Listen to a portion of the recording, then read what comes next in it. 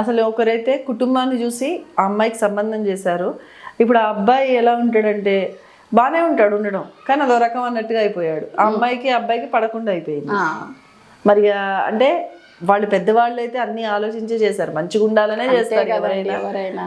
కానీ ఆ అమ్మాయికి అబ్బాయికి కమ్యూనికేషన్ సరిగ్గా లేదని ఆ అమ్మాయి ఉండనని వచ్చేస్తుంది. అంటే అంత ఘనంగా చేసి అన్నీ చేసి ఈ రోజు ఇటువంటి పరిస్థితులు ఏర్పడుతున్నాయి. మరి ఇంత జరుగుతున్నప్పుడు ఇంకా అంటే ఇప్పుడు వ్యక్తిగతంగా కలిస్తేనే నమ్మకం లేనప్పుడు ఇట్లా మ్యాట్రిమోనియల్ ద్వారా కలిస్తే మరి పెళ్ళిళ్ళు సరిగ్గా అంటే కరెక్ట్గా ఉంటాయి అంటారా? మరి ఉంటాయండి, ఉంటాయి. ఎందుకంటే నేను చెప్తున్నాను కదా, మనము మన మ్యాట్రిమోని వరకు మాత్రము మనకు తెలిసి బంధువర్గాలు, రిలేషన్స్, చుట్టుపక్కల కానీ ఫ్రెండ్స్ సర్కిల్లో కానీ. ఇంకోటి ఏం చేస్తానంటే, నేను మన దగ్గరికి ఎవరైనా అమ్మాయి వాళ్ళు వచ్చారంటే, అబ్బాయి ప్రొఫైల్ నచ్చింది అనుకోండి, వాళ్ళని వాళ్ళ ఇంటికి పంపిస్తాను ఫస్ట్. ముందుగా అబ్బాయి వాళ్ళ ఇంటికి వెళ్ళమంటాను. వాళ్ళ ఇంటి వాతావరణము, అబ్బాయి వాళ్ళు ఎలాంటి వాళ్ళు అది చూసుకొని, కొంచెం పిల్లల్ని కూడా మాట్లాడుకోనివ్వటం, అమ్మాయిని కానీ అబ్బాయిని కానీ మాట్లాడుకుంటే.